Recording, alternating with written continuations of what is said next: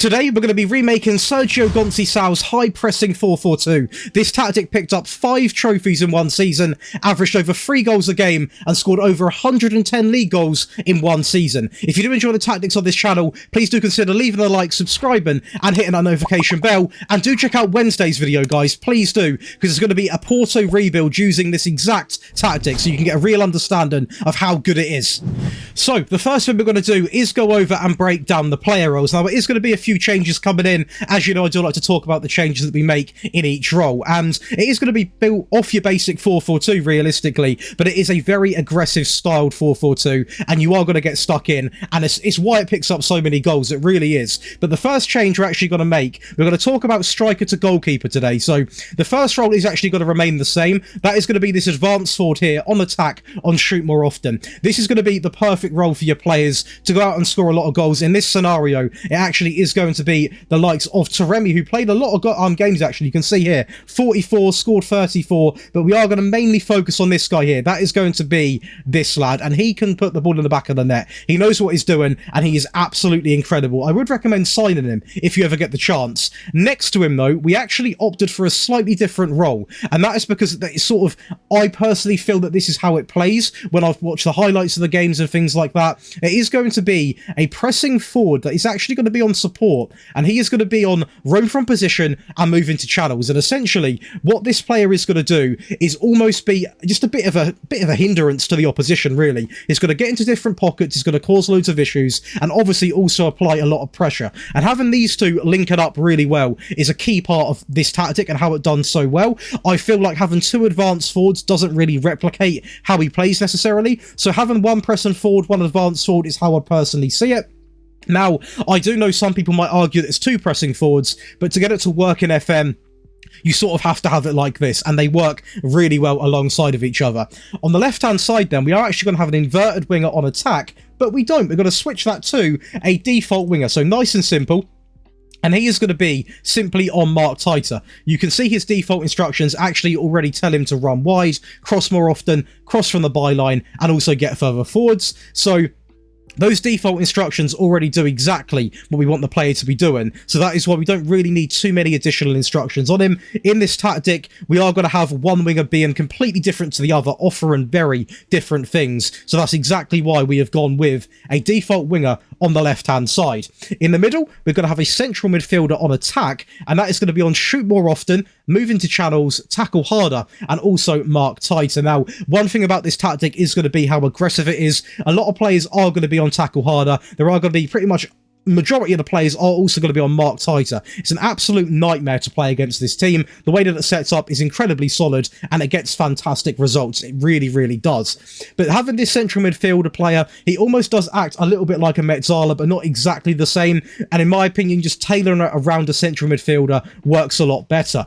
Now, I did try and have a box-to-box next to him, but in my opinion, it was way too attacking. So what we're going to simply do is have a deep lying playmaker on defend. Now, the reason why we're going to have a deep line playmaker on defend, who, by the way, is also on tackle harder and on mark tighter, is because he offers a bit more sort of progressive passing than the ball-winning midfielder or a DM. I feel like the deep line playmaker is by far one of my favourite roles this year, and it sort of replicates how I see Porto playing. So having that guy there in a defensive duty, having the midfielder next to him, the central midfielder on attack, who obviously provides chances going forward, gets up himself, you always have enough people back to defend. And like I said, the deep line playmaker, he is on defend, but he is going to be quite progressive with his passing as well. And over to the right-hand side, we're going to actually have the inverted winger on attack. Now, this is a position which completely transforms the team. You really get to see exactly how different wingers act different. So obviously on the left-hand side, we've got a winger that is going to be running wide. He's very out there on the wide sort of part of the field.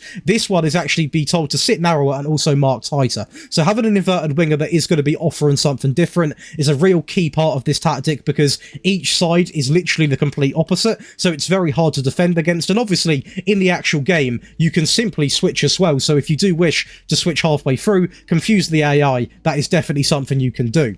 Going over to the back line, we actually are going to have a fullback on support, on cross aim centre, stay wider and mark tighter. So yes, they're not going to be told exclusively to get forwards, and that is because realistically we have got two wingers there that are very attacking, so we don't also need fullbacks that are too attacking and are going to cost us. And having him on cross aim centre is a great instruction, especially when you've got two up top, because typically both strikers are going to be found in those areas, so having them on cross aim centre is a real must in my opinion. We then have a central defender on defend on the default, exactly the same for the opposition, the player next to him. Again, in this Porto team, there's no real ball playing defenders. You could even argue possibly the necessity for a no-nonsense centre-back, but in my opinion, central defender is the way to go. Two of those on the default, nice and simple. And next to him, we're going to have a fullback, again on support, on cross-aim centre, and stay wider, and also mark tighter, so exactly the same as the right hand side. So both of these fullbacks aren't going to offer loads going forward, like they're not going to get forward and, you know, be like Robertson and Trent, for example, but they are occasionally going to get forward. And obviously this is something, you know, if you're desperate for a goal, you can tell them to get further forwards, etc, etc, but I will say that is going to leave you obviously a lot more vulnerable, especially in the wide areas of the field when it comes to defending, because we've got two very attacking wingers. And to finish it off, the sweeper keeper on support, simply on take more risks. Now we're going to kick things off with the team instructions by going over the mentality. That is obviously going to be set to attacking. In possession, we're going to have fairly wide. Playing out from the back is a much needed thing in this. Despite having two central defenders, you can still play that sort of style just because you haven't got ball playing defenders. What I will say is, if you've got players that can play ball playing defenders, or you bring some in with whatever save you've got, it probably would even make this tactic better, because obviously with Porto, they don't really have ball playing defenders, so I didn't really opt for having it. But if you guys have, I would recommend utilising it because you've got the players to do so. A shorter passing directness, a higher tempo. This is going to be a very aggressive tactic on your players, so I would recommend having the right training schedules in place, which you can check out on Tuesday, by the way, as we're going to have the ultimate guide to all your training schedule needs, and also just have good depth. In terms of dribbling, we're going to have run at defence, work ball into the box, and also whipped crosses. In transition, they're going to have counter, distribute quickly, distribute to the fullbacks and the centre-backs, and we're actually deciding today to roll it out. Now, if you've got a goalkeeper that is absolutely incredible with his feet, you can obviously have it on take short goal kicks, but I see a lot of the time Porto are rolling the ball out, so that is something which I personally would favour, but I know sometimes the match engine can be a little bit iffy when it comes to rolling it out, and a lot of mistakes can happen. Now, out of possession, we actually do opt for the higher defensive line, and also the high press. Now, you might think, you know, how does this do against top teams? So I'm going to show you a quick example here. So this is actually going to be the Champions League final, that is right, against Bayern Munich, and we actually managed to win this 2-0, as it's a very lucky first goal, but this is more to show you that we kept a clean sheet against a very strong, full-strength Bayern Munich side, and actually managed to win the Champions League 2-0. As you can see there, a very comfortable game. So yeah, really having this high defensive line didn't cost us at all when it comes to conceding goals. There were a few games where we conceded possibly a goal or two, which we probably shouldn't have done, but we're always outscoring teams, and obviously, if you are struggling with conceding, you can lower that line a little bit, but just bear in mind that will change the way that this tactic is designed to play. In terms of the trigger press, it's going to be set to much more often prevent short goalkeeper distribution and also get stuck in. So there are several factors making this an incredible high pressing system. Now, if your players for some reason can't hack this, but I genuinely believe every team can, if you've got the right training schedules and good depth, there's no reason why you can't play like this. You can obviously lower down the tempo, lower the trigger press, and obviously if you are picking up way too many bookings, you can also remove get stuck in.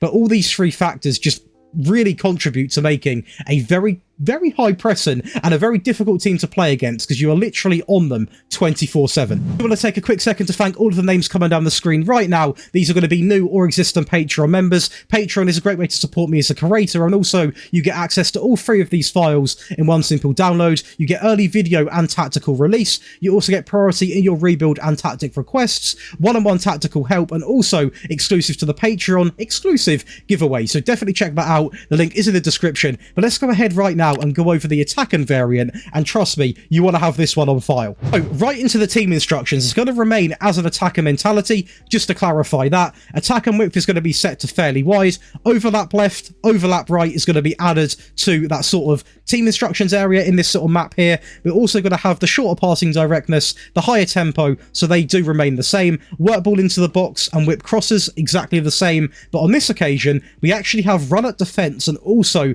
be more expressive. Now, this is a tactic, this one especially, so please do take this into account. This is to be used in the last sort of, you know, dying ends of the game if you're desperate for a goal. I would not advise going into a game like this with this exact tactic. You'll see more about that when I go over the out of possession tab, because that is mainly why I wouldn't. But you can go into games like it, but it would need some tweaking, so I wouldn't go in with being more expressive and also run at defense. I would choose one of them, because you don't want to go in and be too overcommitted to the point where you end up conceding a goal against an underdog team, which you should be beating. In transition, we're going to have nothing selected when it's been lost. We are going to have counter when possession has been won, distribute quickly, distribute to the fullbacks and the centre-backs, and also remaining with the roll it out method. Out of possession, now this is where I was really trying to explain it. So we've actually gone for a much higher defensive line, and now this is designed purely to try to get a goal back into a game if you are chasing a game. Now, if you lower this by 1 and go in with the higher line, you can use this attack and variant to go into a game with. But just going in with a much higher line into any game is way too bold, in my opinion. We've got to remain with them much more often, still applying prevent short goalkeeper distribution, and also get stuck in is going to be remaining on the team. So a very aggressive but effective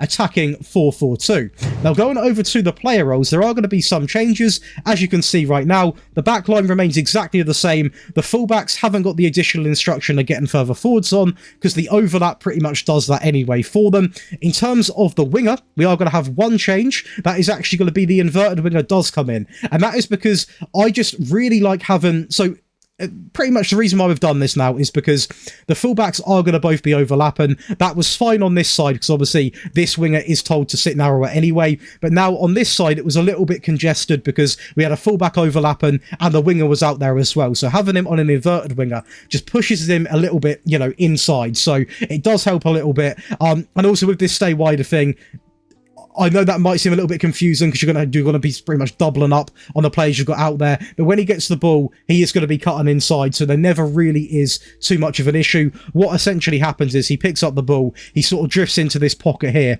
and then this fullback is going to overlap. And I'll try and pluck out a highlight of that actually being displayed, because it's a lot easier to actually show you than explain it sometimes, but it works really, really well. And then the other change is going to be the box-to-box midfielder comes in on support. Again, I know it was a sort of position I trialed in that first variant, but when it comes to an attack and tactic, you pretty much want a box-to-box. You want a player that is going to get further forwards, move into channels, tackle harder, and also mark tighter. He's literally going to play up here, get into loads of pockets, cause a load of issues, but also come back and try to prevent some of those counter-attacks. And last of all, it is going to be a pressing forward who goes on attack on roam from position. So just a little, you know, probably like when it is 3 team changes or player role changes, quite a few team changes. So I would recommend definitely getting this one, whether you download it or copy it click for click. I want to clarify again, I only show the ones that get changed. So if you're wondering why I've not clicked on everyone, that's because I don't want to waste your time. If I've not actually changed anything, there's no point in me showing you twice. And I thought I'd show you this highlight as well, because this is actually going to be when we tested with Nance as well. And this was using the defensive variant, which obviously we're now going to cover. But we actually managed to beat PSG with this team here. So this just shows how good it actually is going in against the powerhouses. Obviously, when I was playing with this French league team, we were by far not the favourites going into this fixture, and the only goal we conceded was from a blatant mistake there. So if that player didn't make the error, we easily would have kept a clean sheet, and the winner was absolutely extraordinary. In the 82nd minute, a ball in the box and a very comfortable header, and to be honest, we dominated the game as well. So the defensive variant, we've seen what it can do against PSG, and this is one which you must add to your locker, because it is probably one of the better underdog tactics I've sort of made regarding a 4-4-2. So it is going to be a balanced mentality, a standard width, a shorter passing directness, a standard when it comes to the tempo. This is definitely progressing a little bit down into a more sort of just a nice balanced tactic realistically. Sometimes when it comes to the time wasting, work ball into the box, still remaining with whipped crosses, play for set pieces, and also be more disciplined. We're now going to go over to the transition tab. We have nothing when possession has been lost. We're going to hold the shape when possession has been won. So a lot more defensively structured now. We're a lot more solid. You can see here from this image exactly what is going to happen. They're all going to hold their shape, and it is incredibly hard for any team to break down. We're going to slow the pace down when the keeper has got it in possession. We're still going to roll it out to anyone across the back line, but really being cautious when we have the ball. And out of possession, and I think this is where PSG struggled because we were so defensively solid, we're going to have the standard defensive line, the mid-block line of engagement, more often on the trigger press, and also prevent short goalkeeper distribution. So I would recommend using this if you are a slightly smaller team and you're going in against a PSG. That's exactly what I done, and it worked so well. But now we are, of course, going to go over the player roles, and it is going to consist of this. So the back line, again, remains exactly the same, but there are going to be quite a few changes. So the winger is going to come back, but on support, on simple, supportive role, mark tighter. On the right-hand side, it's going to be on support, but an inverted winger, on sit narrower, and also mark tighter. Two players in midfield. The deep line playmaker remains the same as the default sort of tactic, but next to him, the central midfield player does come back in, but instead of being on attack, he's now told to defend. So essentially, in some scenarios, we have a back eight. A back eight is impossible to break down, but a central midfield player on defend, on tackle harder, and also mark tighter.